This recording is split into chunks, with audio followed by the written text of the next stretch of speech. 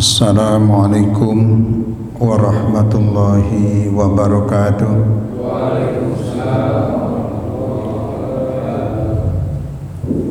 Alhamdulillah, alhamdulillahilladzi ja'alana minan nasihin wa afhamana min ulumil ulama'ir rasikhin. Wassalatu wassalamu ala sayyidina Muhammadin sayyidil anbiya wal mursalin wa ala alihi wa ashabihi ajmain. Asyhadu an la ilaha illallah al-malikul haqqul mubin wa asyhadu anna sayyidana Muhammadan abduhu wa rasuluhu shadiqul wa'dil amin. Allahumma ij'al jam'ana hadza jam'an marhuman. Allahumma ij'al jam'ana hadza Allahumma altuf bina fi taysir kulli asir fa inna taysir kulli asir alaika yasir wa as'aluka al-yusra wal mu'afata fid dunya wal akhirah. Allahumma azillana tahta dhir arsyika yauma la dhilla illa dhilluka wa la baqiya illa wajhuka wasqina min haudi nabika Muhammadin sallallahu alaihi wasallam syurbatan hani'atan mari'atan la tadmau ba'daha abada. Wa as'alukal jannata wa na'imaha wa ma yuqarribuna ilaiha min qawlin aw fa'lin aw amalin wa a'udzu bika minan nar wa ma yuqarribuna ilaiha min qawlin aw fa'lin aw amalin. Allahumma inni aqamtu nafsi tahta hadal nizabil muhammadi haqiran dalilan mudliban mustasqian fayasir lana anwata jaliyatikal ilahiyati wa asrori malaikatikal kudsiyati wa himami awliyaikal rabbaniyah wa fuyudati habibikal muhammadiyah. Walau annahum yadzalamu anfusahum ja'uka fastaghfirullaha wastaghfara lahumur rasul lawajadullaha tawwaban rahima. Amma ba'du, al-mukarramun, para ulama wazuhama al-asatid wal asatidah, ketua DKM, bendahara, juga sekretaris dan seluruh pengurus DKM, bapak-bapak yang sama-sama malam ini hadir dalam pengajian ini yang saya hormati. Pertama-tama mari kita haturkan puji dan syukur kehadirat Allah Rabbul Alamin yang dengan kudrat iradat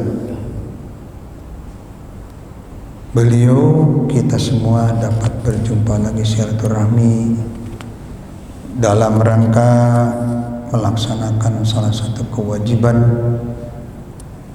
yaitu kewajiban thalabul ilmi. Mudah-mudahan dengan thalabul ilmi ini menjadi dorongan dan wasilah akan turunnya rahmah maghfirah, ampunan dari segala dosa dan kesalahan. Juga mudah-mudahan kita semua mendapatkan ilmu nafi, ilmu bermanfaat untuk meningkatkan keimanan, keyakinan, kemarifatan dan ketakwaan kita pada Allah Subhanahu wa Ta'ala.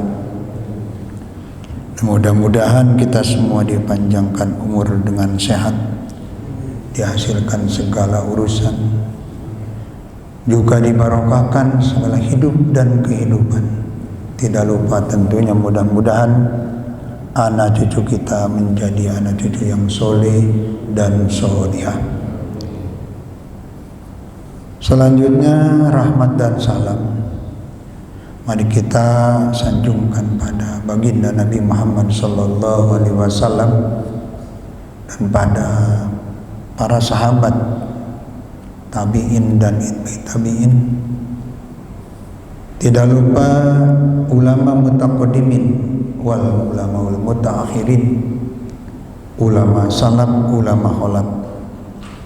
Juga kita semua sebagai umat beliau, mudah-mudahan di dunia kita bisa melaksanakan segala titahnya, menjauhi segala yang dilarangnya. Di akhirat nanti termasuk umat al-mutabah, umat yang turut mengikuti jejak Rasulullah, juga diberikan pertolongan syafaatullah, amin ya rabbal alamin. Bapak-bapak hadirin jemaah pengajian, tentunya kita melaksanakan kegiatan, apalagi kegiatan pengajian,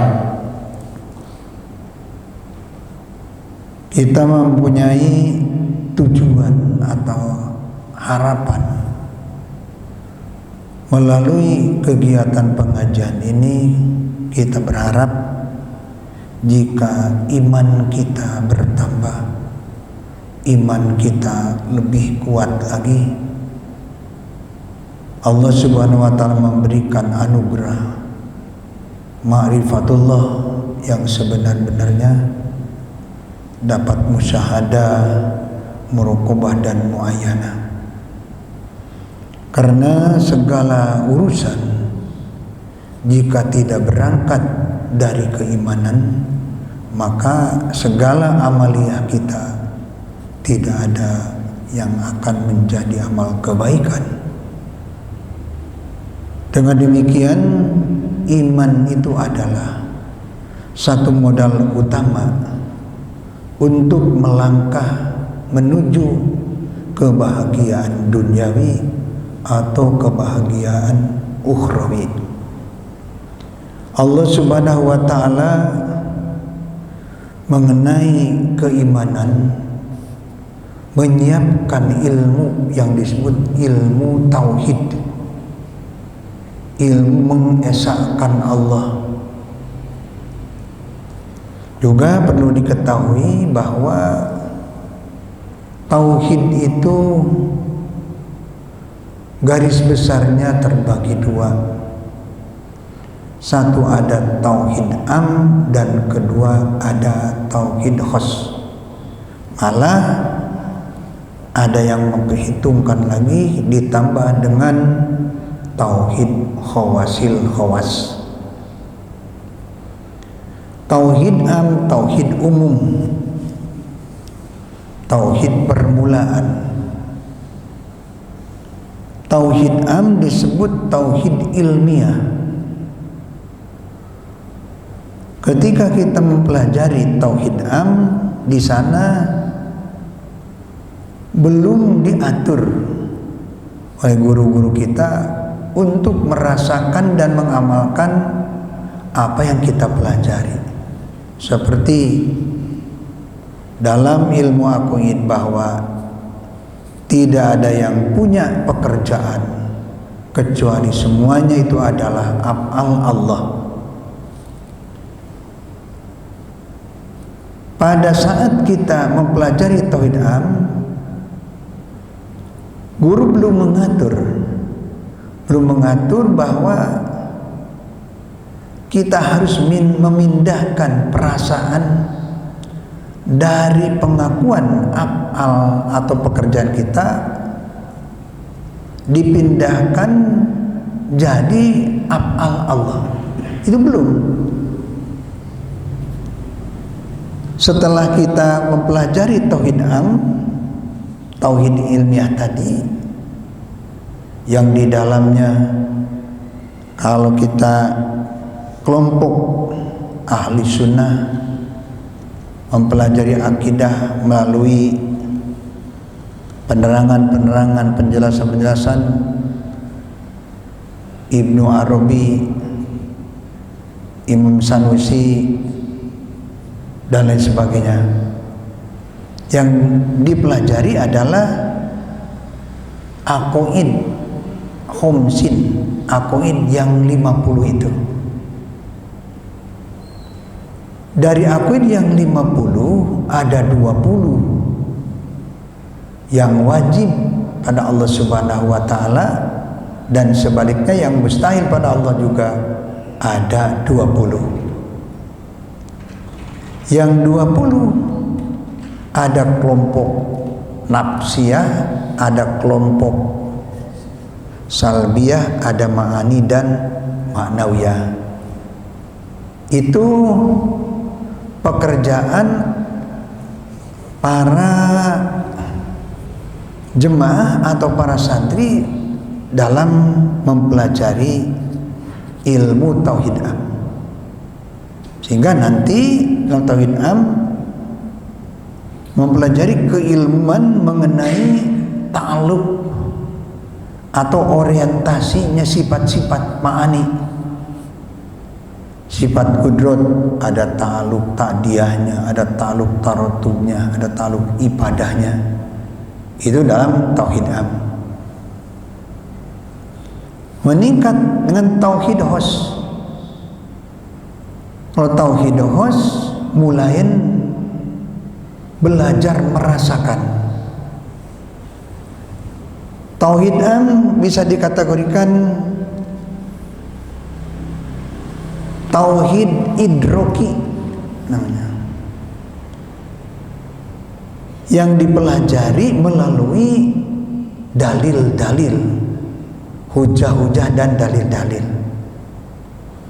Keyakinan hamba Allah yang baru mengenal tauhid am meyakini adanya Allah dan keimanan yang lainnya melalui dalil. Itu disebut tauhid idroki, atau kata lain infirad, menunggalkan idroki. Atau kalau dilihat di dalam kemarifatan disebut idrok jazim namanya. Masuk ke tauhid khos disebut tauhid dauki, yang dipelajari di dalam pelajaran tauhid am mulai dirasakan.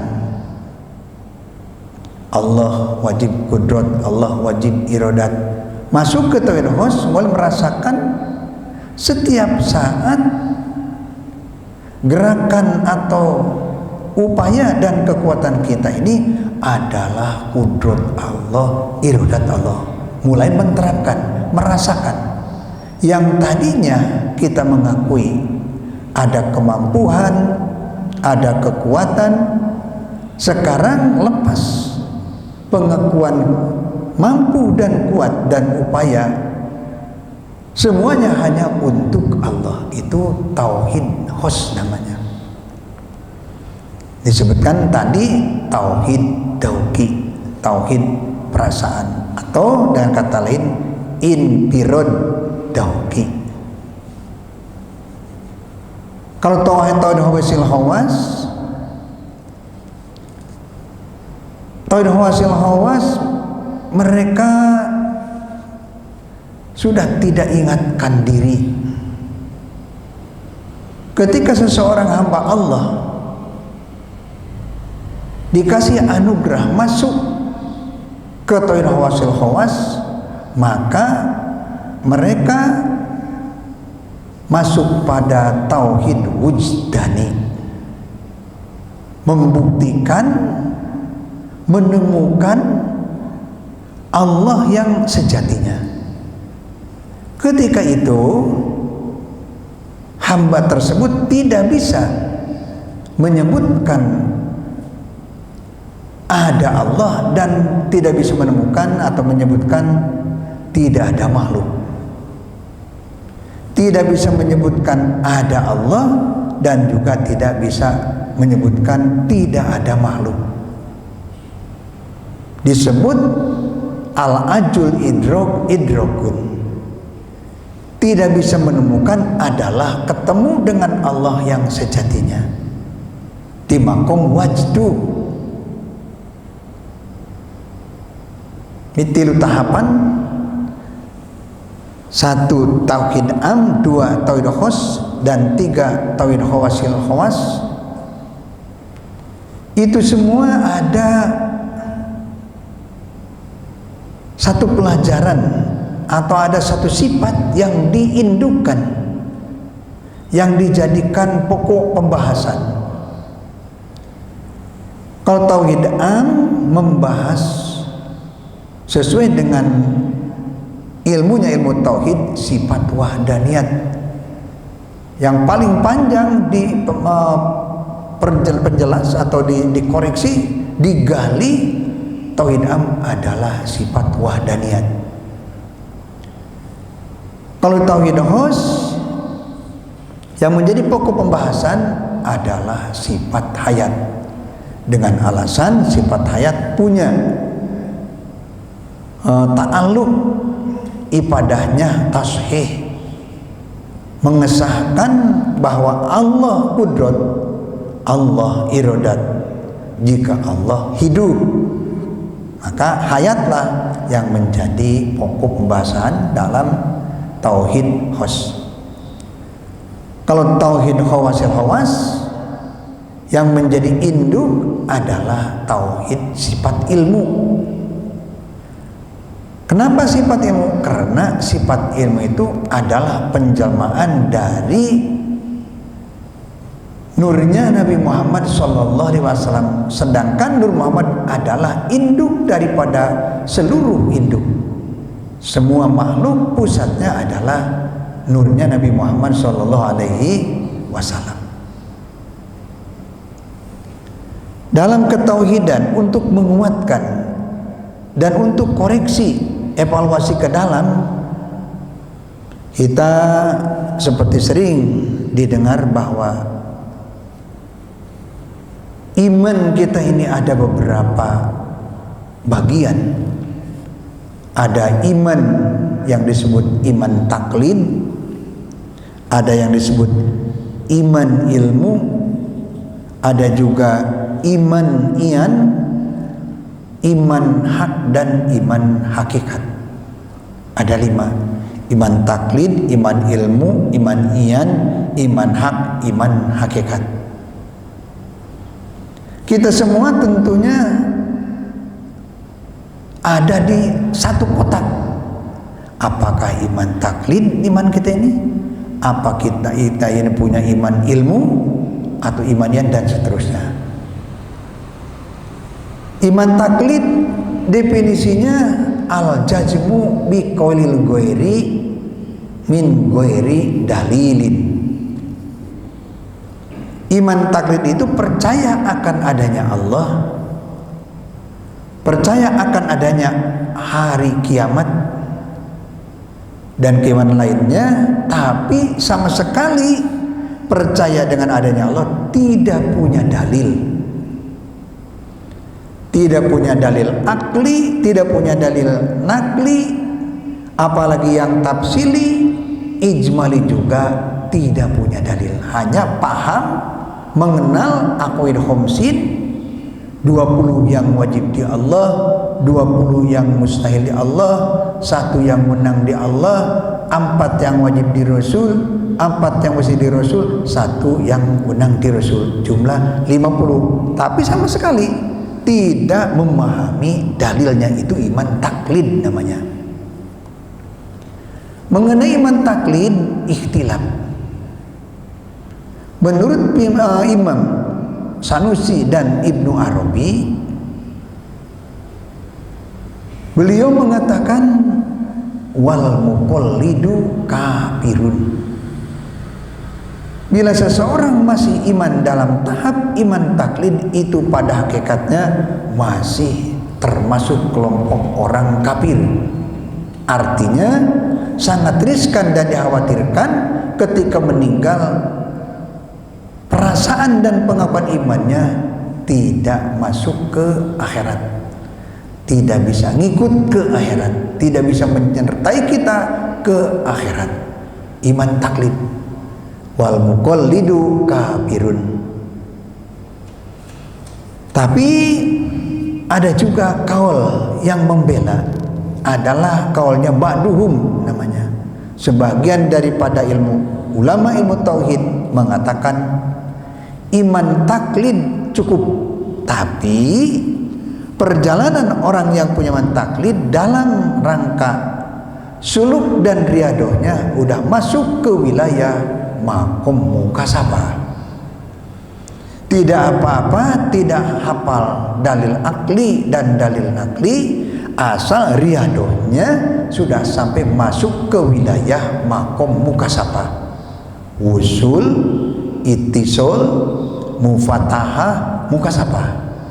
Sudah masuk ke tahap 4 dalam rangka perjalanan wusul pada Allah Subhanahu wa taala. Menurut ba'duhum iman taklid cukup asal sampai di makom mukasabah. Tapi ketegasan Imam Sanusi dan Ibnu Arabi wal muqallidu kafirun. Beliau mengatakan dan menulis dalam kitabnya juga tidak pernah ditemukan pencabutan keputusan Ibnu Arabi dan Imam Sanusi sampai akhir zaman, sampai hari ini tidak ada catatan bahwa Imam Sanusi mencabut kata wal muqallidu kafirun. Tetap orang yang masih iman taklid adalah kafir. Iman taklid itu adalah al-jazmu biqul ghair min bidalil.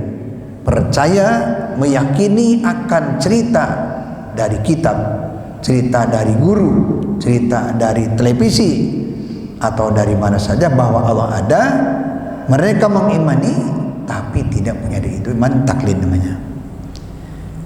Yang kedua iman ilmu. Iman ilmu ma'rifatul aqaidi bi adillatiha. Mengenal aqaid yang 50 tadi, hafal dengan dalil-dalilnya. Dalil akli ijmali sifat kudrat, dalil akli sifat irodat, dalil akli sifat hayat, sifat ilmu, sifat sama, sifat basar. Paham akan dalil-dalilnya di akli atau dalil akli. Sebetulnya yang dikatakan dalil dalam pelajaran anak-anak mengenai ketauhidan belum tepat dengan definisi dalil, karena anak-anak hanya sampai menalar, menghafal, mempelajari dalil-dalil akli dan dalil nakli. Jika melihat definisi dalil, dalil itu takrirud dalil li isbatil madlul, mengadakan dalil untuk menetapkan madlul. Dalil adanya Allah seluruh makhluk. Jika seluruh makhluk udah jadi dalil akan adanya Allah, begitu melihat makhluk langsung melihat Allah. Begitu melihat hewan, melihat pepohonan, apa saja makhluk, langsung melihat, ini baru dalil namanya. Kalau tadi Allahul ladzi khalaqas samawati wal ard atau dalil aklinya wujudu hadil makhluqati, itu matalaran, belum jadi dalil. jika sudah melihat makhluk langsung melihat Allah, sebelum ningali makhluk atau melihat Allah pas melihat makhluk atau setelah melihat makhluk, maka baru itu jadi dalil. Bila seseorang memperdalam dalil akli atau dalil nakli sambil ditingkatkan dengan penyertaan riyadah dan mujahadahnya, nanti puncaknya sampai pada makom dalal. Orang yang mempelajari dalil ujungnya sampai makom dalal. Apa makom dalal? Makom dalal itu makom banyak ditunjukkan, makom banyak ditemukan. Yang tadi lupa, yang sekarang lupa baru ingat, tidak susah lagi untuk mengingat yang telah dipelajari. Allah ada, kemudian kita lupa, pas kembali lagi pada Allah tidak susah untuk ketemu wusul dengan Allah Ta'ala. Kekuatan hukum mengenai makom dalal, asbab nuzulnya ketika ayat turun di kelompok-kelompok yang sedang beribadah haji. Allah Subhanahu wa taala mengatakan, wa idza wada qadit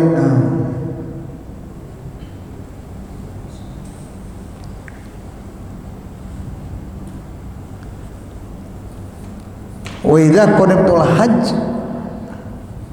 fadhkurullaha wa idza qadaitum manasikakum hajj wa idza qadaitum manasikakum fadhkurullaha kadzikrikum aba'akum aw asadda dzikra. Ketika kalian melaksanakan ibadah haji, maka setiap pelaksanaan rukun haji dan praktek kegiatan haji, fadhkurullah, harus dengan dzikir pada Allah Subhanahu wa taala. Wa idza qadaytum manasikakum fadhkurullah. Ketika tawaf, ketika sa'i, ketika balang jumrah, ketika mabit di Muzdalifah, ketika mabit kita wukuf di Arafah atau mabit di Mina, setiap saat harus dzikrullah. Sehingga Nabi mengatakan al-hajju al-arafatu, haji itu adalah Arafah. Makna dohir ahli syariat mengenai ayat tersebut memperhatikan ibadah haji ketika wukuf di Arafah, sehingga para pengurus atau kelompok-kelompok jemaah haji begitu berangkat ke Arafah sering sekali memberikan arahan, hati-hati ketika kita di Arafah harus betul-betul, karena haji itu adalah Arafah, itu kelompok syariat.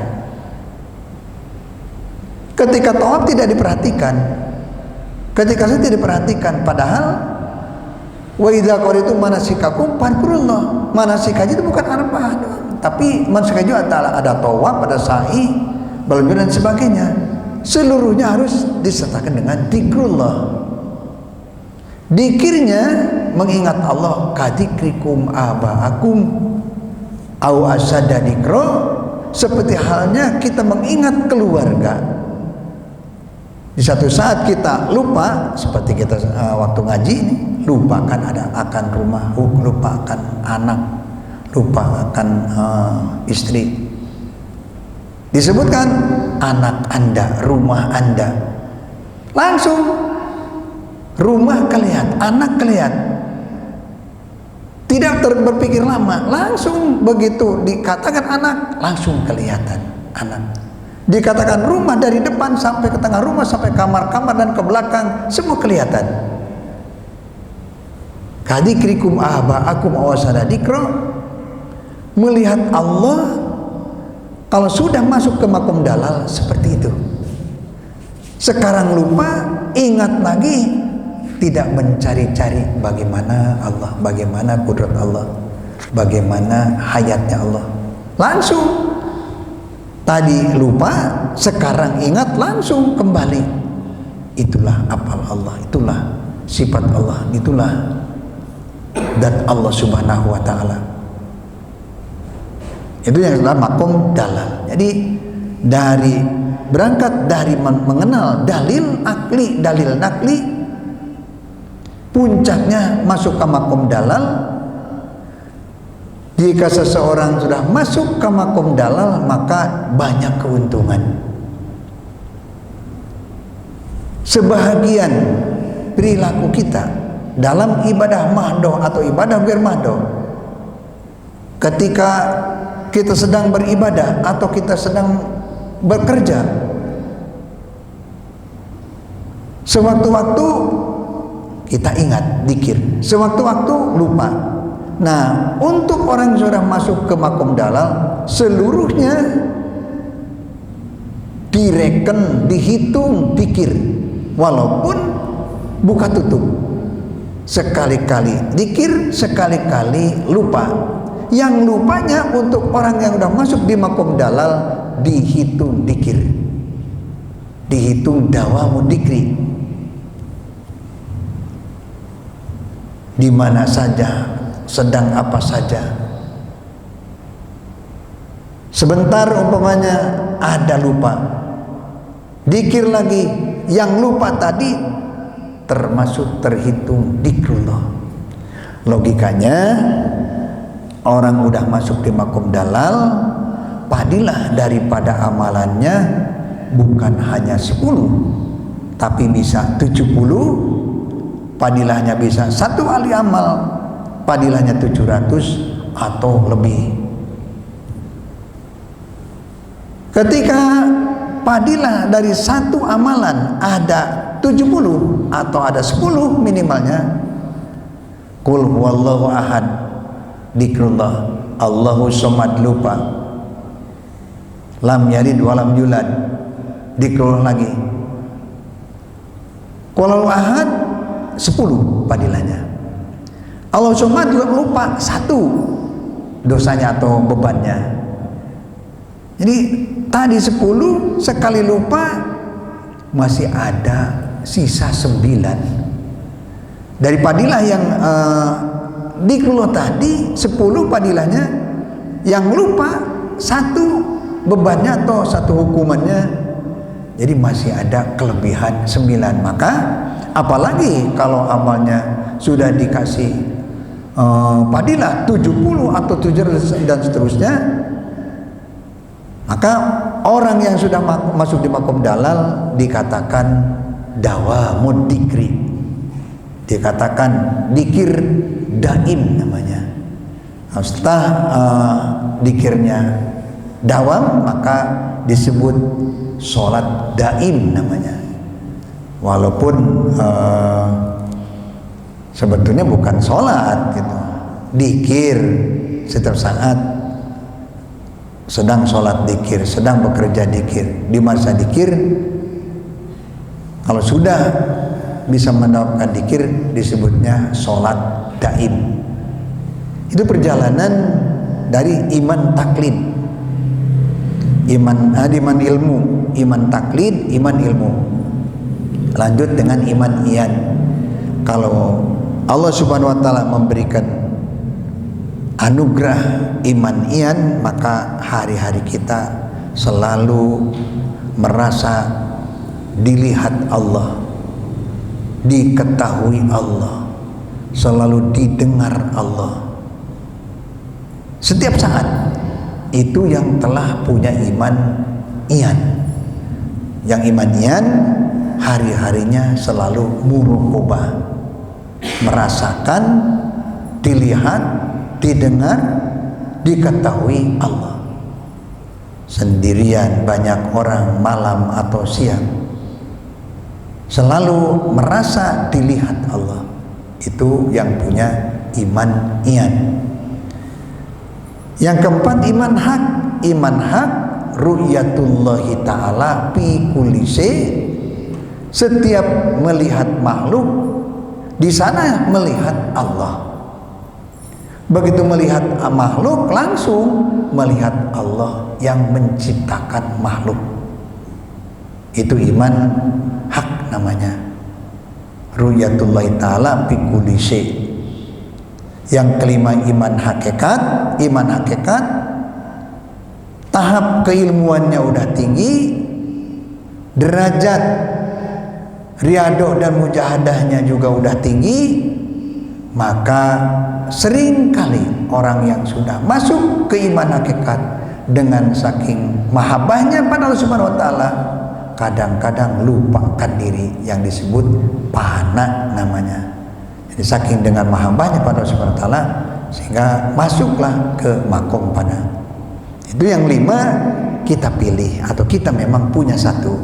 Apa kita ini masih iman taklid, atau iman ilmu, atau iman iyan, atau iman hak, atau iman hakikat. Bapak-bapak yang saya hormati, iman itu rahasia, lain dengan Islam. Dalam keislaman ada sholat, ada zakat, bisa dilihat orang. Wah, orang kagak sholat, nggak bisa dilihat. Orang kagak zakat itu mah. Ini dia mah tidak suka mau haji, padahal mah udah nisab dari dulu, dia mah udah punya harta yang banyak, udah nisab tapi nggak mau haji, dilihat orang. Sementara iman rahasia yang tidak bisa dilihat orang lain. Sahabat menanya pada Rasulullah SAW, ya Rasulullah, adakah tanda-tanda mengenai keimanan? Apakah ada tanda-tanda orang iman?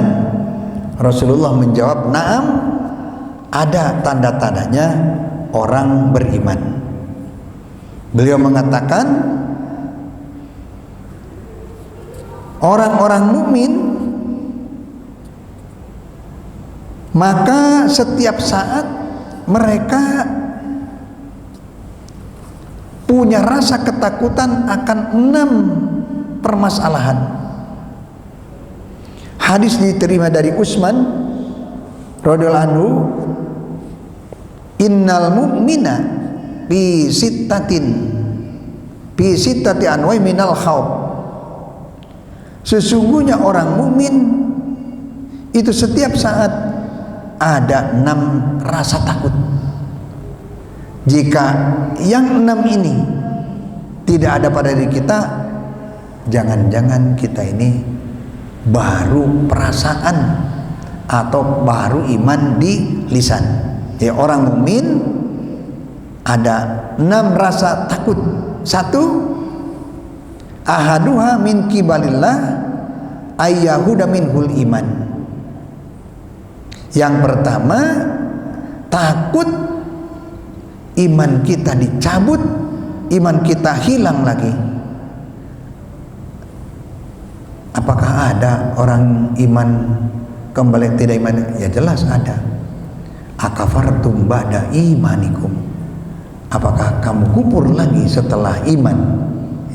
Naudzubillah, ada orang yang tidak iman, jadi sekarang imannya lepas lagi. Apalagi kalau kita lihat cerita Ki Bal'am ya. Ki Bal'am itu yang dulu terceritakan, ahli wirid, ahli riyado, doanya sangat mujarab. Di suatu saat diminta untuk mendoakan orang-orang kafir biar kelompok Nabi Musa dikalahkan. Dengan segala upaya orang-orang kafir, akhirnya Ki Bal'am mengikuti keinginan orang-orang kafir melalui istrinya Ki Bal'am yang minta tolong untuk dibelikan perhiasan yang banyak. Sementara orang-orang kafir mengiming-iming perhiasan jika Ki Bal'am mau mendoakan akan dikasih perhiasan 1 karung. Maka dengan demikian si istrinya itu sangat menginginkan sekali perhiasan. Dengan segala upaya istrinya akhirnya Bal'am memberanikan diri untuk mencapai atau mendapatkan perhiasan yang banyak, berani mendoakan. Sebetulnya tidak mendoakan, tidak juga menulis wapak dan acimah, hanya menitikkan 1 ujung pena di 1 kertas. Konon kabarnya bukan kertas tapi daun. Ada 1 daun kering dititik-tik gitu, disuruh dibawa ke medan perang. Benar-benar mujarab luar biasa. Pas begitu dibawa, si Ajimah yang hanya titik, tidak ada tulisan apa-apa, seketika kaum muslimin puluhan ribu perlayang. Nah, dengan demikian Ki Bal'am untuk mempertanggungjawabkan perilakunya atau doanya tadi, maka Allah Subhanahu wa taala mencabut imannya yang udah kokoh, yang udah kuat, yang ahli riyadhah, ahli mujahadah, ahli doa, dicabut imannya. Konon kabarnya imannya bukan hanya dicabut, tapi dapat dilihat oleh orang banyak. Imannya berterbangan berbentuk cahaya seperti hantu gitu. Di suatu malam ada yang berterbangan semacam hantu. Itu adalah imannya Ki Bal'am mencari orang yang sedang bangun di suatu malam. Iman mencari-cari orang yang bangun tidak ada. Ada juga yang bangun lagi gapleh, tidak mau iman masuk ke sana. Akhirnya ada anjing yang menggonggong. Masuklah iman Ki Bal'am ke anjing. Katanya salah satu makhluk Allah yang di dunianya najis yang akan masuk surga, di surga itu tidak najis lagi, adalah anjingnya yang menerima iman Ki Bal'am dan anjing Ashabul Kahfi katanya. Itu iman dicabut. Orang iman selalu khawatir setiap saat dicabut iman, khawatir kehilangan iman. Berangkat ke kantor khawatir jangan-jangan nanti di kantor kita mengurangi iman atau hilang iman, jangan-jangan kita di atas kendaraan hilang iman. Itu orang iman. Ya, seperti kita di dunia yang punya mobil, apalagi ketika mendengar tetangga sebelah mobilnya hilang atau motornya hilang, kita punya motor, kan sangat khawatir kalau motor kita juga ada yang merampok, karena kita punya motor. Tapi orang lain mobilnya ada yang merampok, tapi kita tidak punya mobil. Kira-kira rasa takut enggak kehilangan mobil? Karena kita tidak punya mobil. Orang lain hilang motornya, tapi kita kan tidak punya motor. Kita kira takut enggak kehilangan motor? Enggak, karena tidak punya. Hari-hari kita ini kadang-kadang tidak ada rasa takut kehilangan iman. Jangan-jangan belum punya motor ya. Jangan-jangan belum punya motor kita ini, tidak takut kehilangan motor. Jadi orang iman selalu rasa khawatir, takut kalau imannya hilang. Allah Ta'ala mengatakan dalam Al-Quran, wa kuntum ala safa hubrati minan nar. Kalian seakan-akan ada di pinggiran neraka. Ketika iman kita kuat, ketauhidan kita kuat, setiap saat di mana saja, maka fa'angqadakum minha, kami menyelamatkan kalian dari api neraka. Jika iman kita lemah, apalagi iman kita lepas, maka jatuhlah ke dalam siksa neraka. Kita sekarang tidak ada rasa takut akan kehilangan iman. Jangan-jangan tadi itu tidak takut kehilangan entong karena tidak punya entong kita. Tidak takut kehilangan iman. Jangan-jangan kita naudzubillah katanya. Yang kedua, ayyakhafa min qibal hafadhah, takut akan malaikat yang menuliskan amal, ayyaktubu alaihi ma yaftadu bihi yaumil qiyamah. Khawatir dan takut kalau malaikat hafadhah menuliskan perilaku kita yang buruk nanti akan dibuka di hadapan Allah, di hadapan Rasulullah, di hadapan teman-teman di hari kiamat. Maka selalu hati-hati, takut kalau malaikat hafadhah menuliskan amal-amal keburukan kita. Nanti kita malu di hadapan Allah, di hadapan Rasulullah. Yang ketiga, ayyakhafu min qibali syaitan, takut orang iman itu akan gangguan setan. Ayub tila amalahu, setan mengganggu, merusak amal. Seperti sering diceritakan bahwa setan itu bukan baru-baru datang pada kita ini. Begitu kita lahir langsung kita diberikan korin pendamping dua, satu setan dan kedua malaikat. Setan untuk mengarahkan nafsu biar berbuat kemaksiatan, malaikat untuk menguatkan akal berbuat kebaikan. Di setan itu ada di sekitar kita setiap saat. Bagaimana untuk membendung, menjaga akan gangguan setan? Setan tidak takut dengan ngaji Quran, setan tidak takut dengan sholat, tidak takut dengan ngaji, tidak takut dengan pidatonya orang. Setan itu artinya banyak orang pidato diganggu setan, jadi ujub, jadi riya dan sebagainya. Banyak orang yang baca Quran juga diganggu setan. Bagaimana caranya untuk kita mentaklukkan atau membendung, menghambat setan?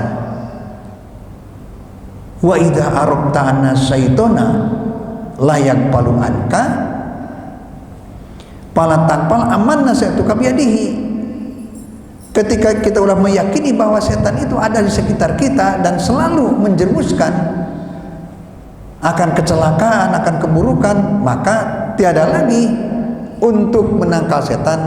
Fala taqbal amanna saytuka biyadi, jangan lupa akan, dan yang mengatur otak adalah Allah SWT. Jangan lupa Allah Ta'ala, yaitu harus dikir. Hanya dengan dikir setan takut. Sholat tidak dikir, tidak takut. Baca Quran tidak dikir, tidak takut. Baca sholawat tidak dikir, tidak takut.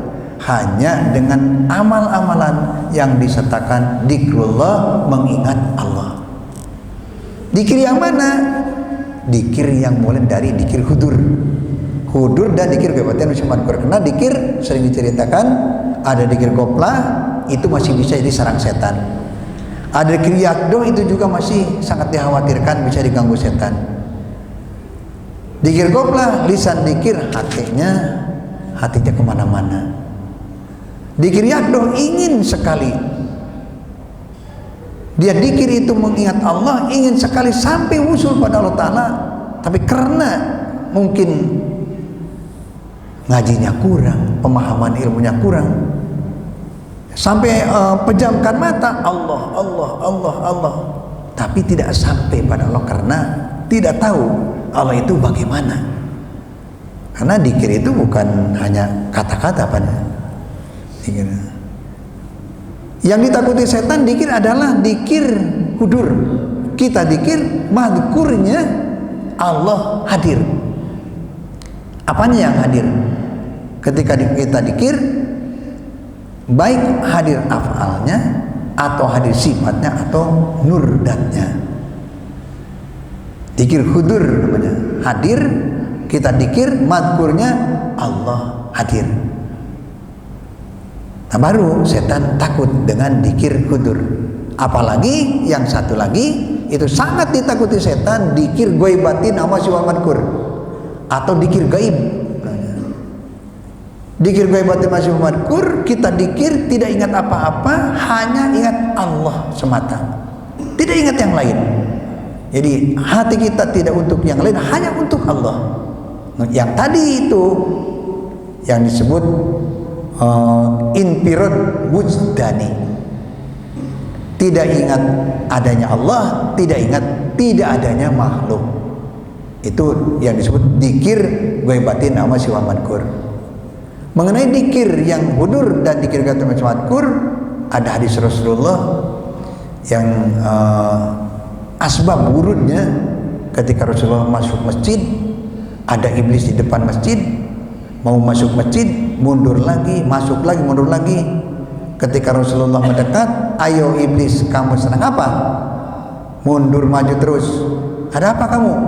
Ini Muhammad, aku akan mengganggu orang yang sedang sholat di dekat Ka'bah. Ya, dekat Ka'bah ya jurig ya. Setan dekat Ka'bah juga. Akan mengganggu orang yang sedang sholat di dekat Ka'bah, tapi saya takut dengan orang yang tidur. Wah, dasar setan, dengan yang tidur takut, tapi dengan yang sholat enggak. Kenapa? Karena yang tidurnya itu dikir sebelum tidur, dikir hudur atau dikir ghaibatin nama siapa? Maka sedang tidurnya juga ditakuti setan. Jangankan lagi baca Quran, lagi dia baca salamat, tidurnya saja ditakuti setan. Kalau dikirnya udah dikir hudur atau dikir ghaibatin nama siwal madkur. Selalu mengatakan naumul alim khairun min ibadatil jahil. Tidurnya orang yang alim billah, yang marifatullah, lebih baik daripada ibadahnya orang-orang yang bodoh. Yang kelima, takut min kibali dunya ayat taro biha. Yang kelima, orang iman takut akan dunianya mengganggu ibadah, mengganggu urusan-urusan akhirat. Yang keenam, ayyakhofa min kibai ahlil iyal, takut dengan keluarga, ayastagila bihim, sibuk mengurus anak, sibuk membeli kebutuhan-kebutuhan anak, sehingga kadang-kadang kesibukan itu mengganggu ngaji, mengganggu sholat sunat, dan mengganggu ibadah-ibadah lainnya. Itulah orang-orang iman. Ada 6 ketakutan yang selalu hari-harinya dirasakan oleh orang iman. Jika saja seorang yang mengaku iman tidak takut kehilangan iman, tidak takut akan malaikat hafal menuliskan amal-amal yang buruk, dan tidak takut setan mengganggu, dan tidak takut dengan kematian ketika mati dalam keadaan goplah, dan tidak takut ahli atau keluarganya mengganggu urusan ibadah, dan juga tidak takut dunianya mengganggu urusan ibadah, maka orang itu hakikatnya belum iman, atau belum ada tanda-tanda iman, belum ada tanda-tanda bahwa dia itu orang iman. Rasulullah mengatakan 6 persoalan yang tadi adalah ciri-ciri orang iman. Iman itu rahasia, tapi ada tanda-tandanya, yaitu yang 6 tadi. Itulah bapak-bapak yang saya hormati. Mudah-mudahan kita ini ditakdirkan sebagai hamba yang kuat iman, kokoh dan teguh iman kita. Juga bukan hanya di lisan iman kita, tapi iman adalah sesuatu yang bersinar atau bercahaya di dalam hati. Sekali lagi, mudah-mudahan tahapan-tahapan keimanan kita mudah-mudahan terus berjalan, terus ditingkatkan Allah Subhanahu wa taala, yang penyebabnya kita rajin belajar, rajin mengaji. Itulah yang saya sampaikan, mudah-mudahan ada manfaatnya. Mohon maaf atas segala kekurangan. Wallahul muwaffiq ila aqwamit thoriq. Wassalamualaikum warahmatullahi wabarakatuh.